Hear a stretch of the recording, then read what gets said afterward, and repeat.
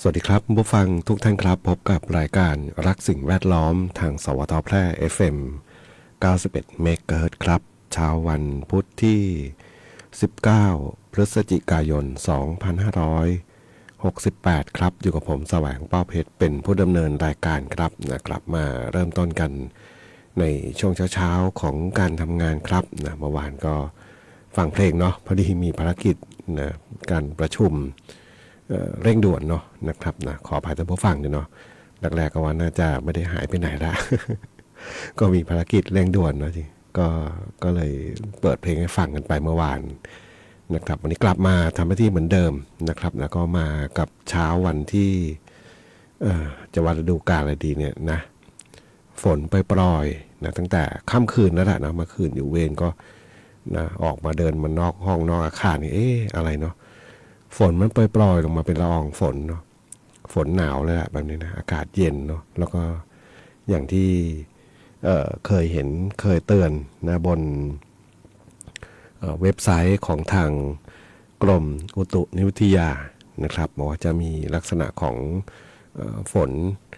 ฝนตกอยู่เนาะแล้วก็มีอากาศที่เขาบอกมันเย็นลงมาลักษณะหวบห้าบเนาะคือมันลดลงมาอุณหภูมิที่ลดลงมาเยอะนะคือวันเดียวเนี่ยมีความเปลี่ยนแปลงสูงนะครับนะวันนี้ก็ลองเช็คอุณหภูมินี่21องศาเนาะเมื่อเช้าถ้าจำไม่ผิดนะตัวเลขนะประมาณ21องศาเซนเซียสนะนะออกมานอกบ้านสัมผัสอากาศเย็นนะ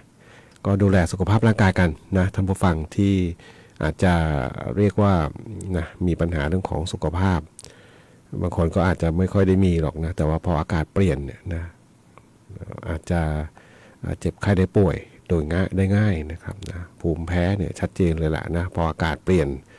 เขาบอกคนที่เป็นภูมิแพ้เขาเรียกมันมีความไวเป็นพิเศษเนาะของประสาทสัมผัสผู้จัดเป็นเนาะแล้วก็มักจะอ่านข้อมูลศึกษาต่างๆเราจะป้องกันยังไงนะเรื่องของการบริโภคอาหารการออกกำลังกายต่างๆนะครับนะก็คืออยากที่จะรักษาตัวเองเนาะในการป้องกันไม่ต้องกินยาประจำแบบนี้นะก็พยายามศึกษาก็เลยพอรู้ว่าเนาะร่างกายเขาเรียกว่าร่างกายคนที่เป็นภูมิแพ้มักจะมีความไวต่อความเปลี่ยนแปลงของสภาพอากาศนะพออากาศเปลี่ยนเนี่ยมันจะมาเลยละเนาะจามฟึดฟัดเหมือนกับเป็นหวัดเป็นไข้ไม่ได้เป็นไข้นะเป็นลักษณะจามเนาะพอกินยาไปเป็นวันเนี่ยนะกว่าจะเข้าที่เข้าทางเนาะนะครับอีกวันก็จะหายไปเนี่ยจะเป็นแบบนี้เนาะบางคนแพ้ฝุ่นบางคนแพ้ละอองเกสรดอกไม้บางคนแพ้อาหารทะเลนะประมาณนี้นะครับนะก็นี่คือโรคภัยไข้เจ็บไม่รู้สมัยก่อนมีไหมนะผมไม่รู้เนาะเพราะว่าคนรุ่นปู่ย่าตายายดูเหมือนเขาจะไม่เป็นนะเท่าที่เคยเพราะว่าอาศัยอยู่กับยายกับตาเนาะก็ไม่เห็นเขาเป็นนะอาการแต่ว่าคนรุ่นใหม่ๆเนี่ยบางคนในวัยหนุ่มวัยสาวก็เป็นนะอาจจะด้วยเรื่องของคุณภาพอากาศหรือเปล่านะครับนะก็อาจจะทำให้ร่างกายเราก็เลยมีภูมิต้านทานลดลงนะครับในนี้ก็พูดคุยแล้วส่งกันฟังเนาะท่านผู้ฟังที่ติดตามรับฟังอยู่ครับแล้วก็วันนี้มี2สายเนาะคุณเกษตรนะอันนี้เป็นเพื่อนกันได้ วัยเดียวกันเลยนะเกิดปีเดียวกันด้วยเนาะก็ขอบคุณครั้งนึงนะติดตามรับฟังอยู่เนาะเราบอกติดตามรับฟังอยู่เป็นประจำเนาะทางปงป่าหวายเด่นชัยนะครับเดี๋ยวจะได้ฟังเนาะสำหรับเพลงที่ขอเข้ามาบทเพลงเพื่อชีวิตเหมือนเดิมครับทางโทรศัพท์054523 516ครับนะแฟนเพจพิมพ์คอมเมนต์ไว้ได้กับช่วงเวลาของรายการรักสิ่งแวดล้อมครับ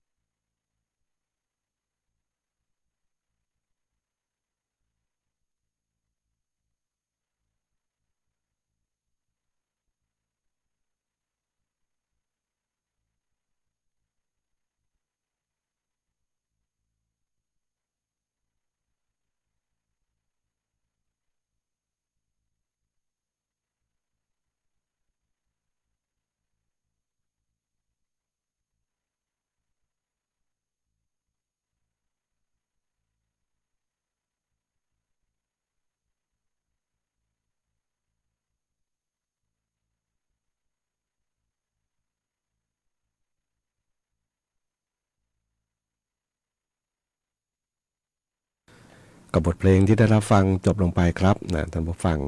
คุณผู้ฟังที่ใช้นามว่าเกษตรนะถามไทยงานเพลงนี้เข้ามาครับนะคนเก็บฟืนนะอากาศหนาว อากาศเริ่มเย็นลงนะครับนะท่านผู้ฟังอาจจะรู้สึกเนาะก็ช่วงนี้จะว่าไปนะความเปลี่ยนแปลงของสภาพอากาศในบ้านเรานะเท่าที่ติดตามข่าวจากทางกรมอุตุนิยมวิทยานะครับความเปลี่ยนแปลงสภาพอากาศแบบนี้เนี่ยนะก็ต้องยอมรับว่ามัน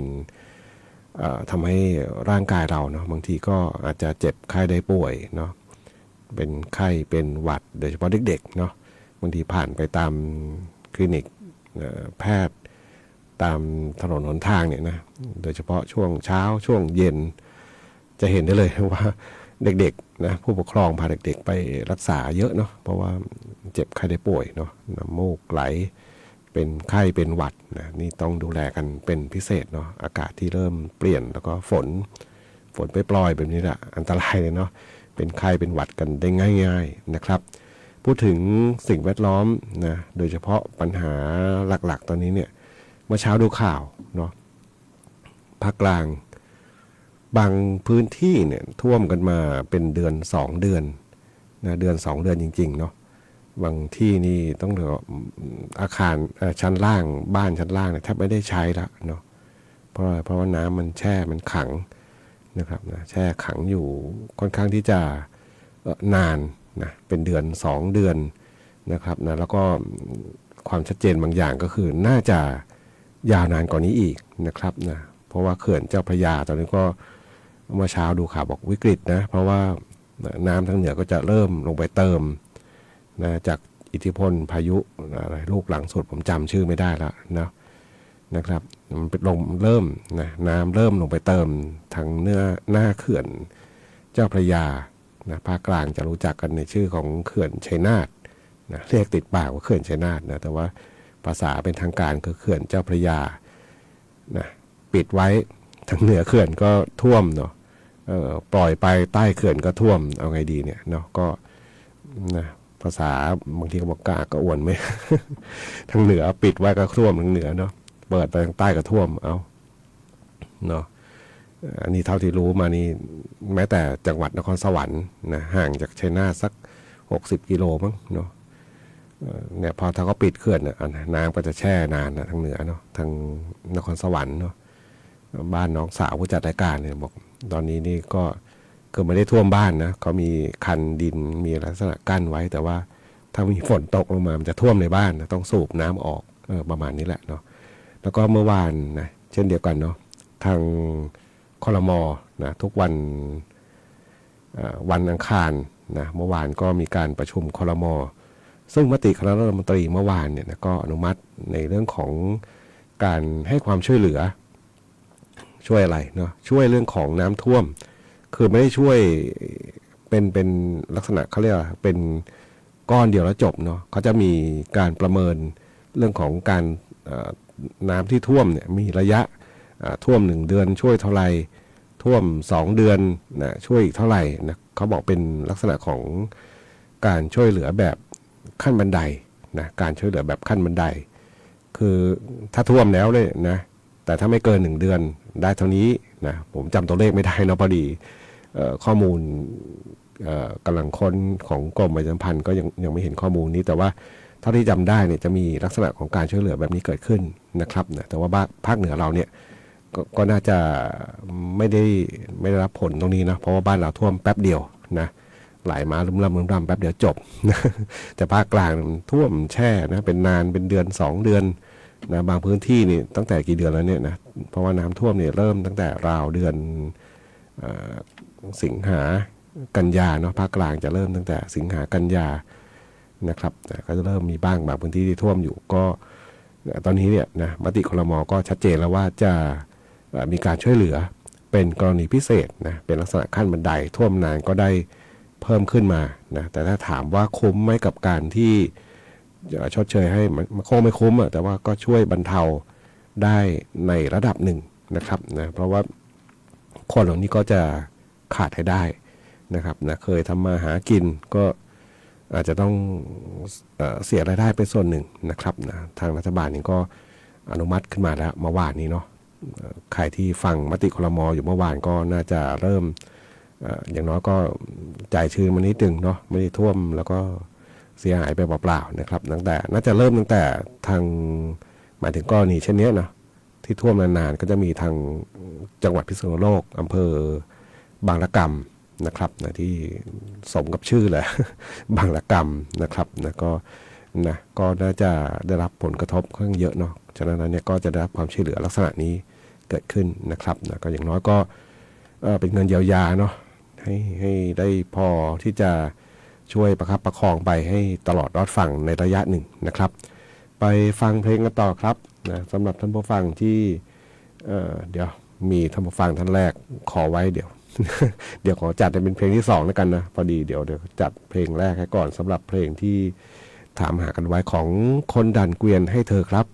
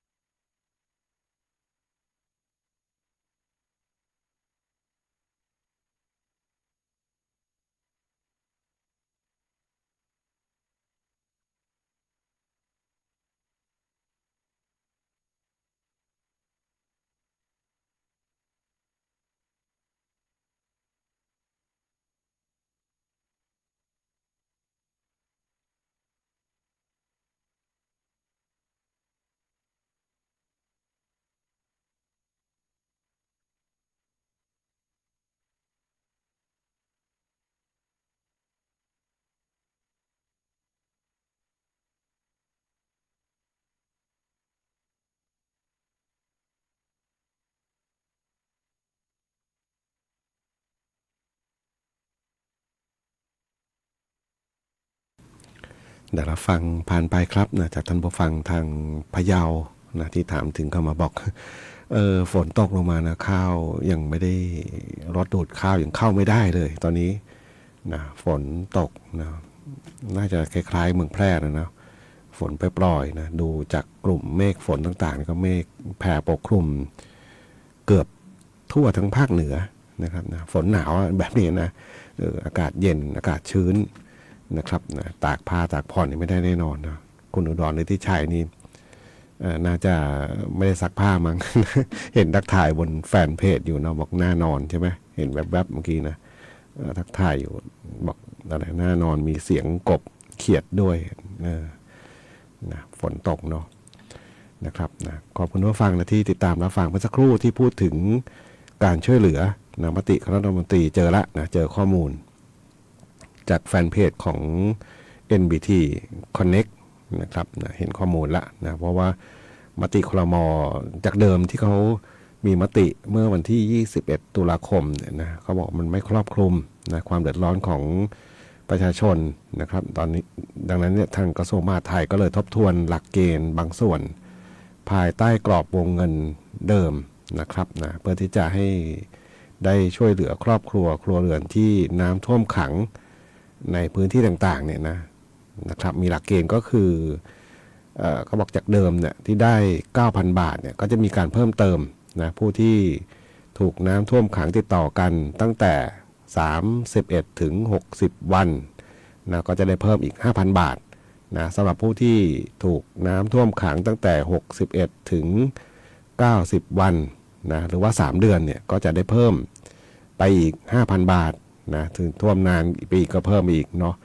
และผู้ที่ถูกน้ำท่วมขังตั้งแต่นี่เยอะเลย91วัน นับกันยังไงเนี่ยเนาะ3เดือนนะใช่ไหม91วันถึง120วัน4เดือนได้เพิ่มอีกเท่าไหร่อีก 5,000 บาทนะครับแล้วก็ผู้ที่ถูกน้ำท่วมขังตั้งแต่121วันขึ้นไปนะก็คือมากกว่า4เดือนเนี่ยก็จะเพิ่มขึ้นอีก 5,000 บาทนะเป็นขั้นบันไดเนาะหมายถึงว่าท่วมนานก็จะได้เพิ่มขึ้นไปอีกนะครับนะอันนี้ก็อย่างน้อยก็ช่วยบรรเทาความเดือดร้อนนะเป็นน่าจะเป็นเฉพาะพื้นที่เฉพาะรายไปเนาะเพราะว่าอะไรเพราะน้ำท่วมขังเนี่ยถ้าใกล้บ้านเราที่สุดก็น่าจะเป็นแถวอำเภอบางระกำจังหวัดพิษณุโลกเนาะที่เป็นลักษณะพื้นที่ที่เป็นเขาเรียกเป็นแม่น้ำยมสายเก่าใช่ไหมเนาะแถวนั้นนะก็จะมีลักษณะน้ำท่วมที่เกิดขึ้นที่ค่อนข้างนานกว่าที่อื่นเขานะครับนะนอกนั้นก็ลงไปทั่วแหละภาคกลางนะล่องไปเนาะปีนี้ต้องบอกว่าเป็นปีหนึ่งที่ถ้าพูดในเชิงบวกก็นะฝนดีอ่ะนะนะความแห้งแล้งน้อยไงเนาะนะครับนะพูดเชิงบวกนะแต่พูดเชิงลบกับคนน้ำท่วมขังก็มันก็นานหน่อยก็น่าเห็นใจเนาะอันนี้ต้องก็ช่วยเหลือซึ่งกันและกันนะเป็นปกติเนาะทางรัฐบาลเองก็มีก็เลยมีนโยบายในการที่จะช่วยเหลือนะครับมันเป็นเหตุการณ์ที่เกิดขึ้นจากภัยธรรมชาติเป็นหลักนะครับเราดูแผนที่ประเทศไทยที่เขาบอกมันมีลักษณะขวานทางใต้เป็นด้ามขวานนะภาคเหนือพื้นที่มันใหญ่เนาะนะครับนะแนวแม่น้ำเลาะล่องลงไปแล้วก็ไปออกสายเดียวอ่ะนะคือแม่น้ำเจ้าพระยานะฉะนั้นแล้วถ้าภาคเหนือน้ำเยอะฝนเยอะมันก็ไปท่วมภาคกลางแหละเป็นปกตินะแต่ว่าก็ต้องช่วยเหลือนะสำหรับผู้ที่ได้รับความเดือดร้อนนะครับมาดูพยากรณ์อากาศนะพยากรณ์อากาศเช้านี้ถึงเช้าวันพรุ่งนี้ภาคเหนือมีฝน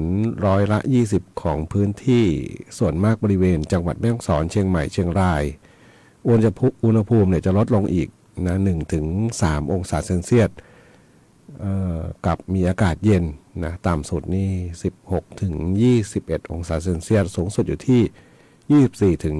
24-28 องศาเซนเซียสครับนะยอดดอยนี่เริ่มมีประกาศบอกว่า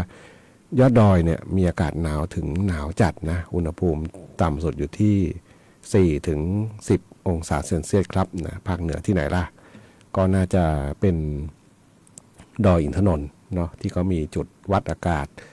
นะบางปีนี่นะถึง0 องศาในช่วงเดือนนี้แหละเดือนพฤศจิกายนนี้แหละเนาะพฤศจิกาธันวานะปอดอยอินทนนท์นี้น่าจะสูงสุดในภาคเหนือเนาะนะครับนะก็จะได้รับ ลมหนาวก่อนนะแล้วก็ถ้าใกล้บ้านเรานี่ก็แถวไหนคุณสถานนะบรรยากาศที่ขึ้นไปแล้วได้สัมผัสกับอากาศเย็นแน่นอนเนาะเย็นตลอดปีนะขึ้นไปเมษายนนี้ยังเย็นเลยเนาะดอยคุณสถานนะก็เรียกว่าเป็นพื้นที่หนึ่งที่สัมผัสได้กับอากาศเย็น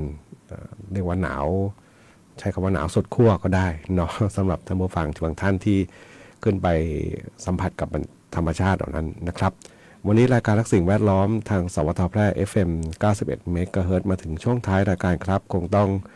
นำรายการท่านผู้ฟังไปก่อนพบกันใหม่ในวันพรุ่งนี้ขอความสุขความโชคดีจงมีแต่คุณผู้ฟังทุกท่านสำหรับวันนี้สวัสดีครับ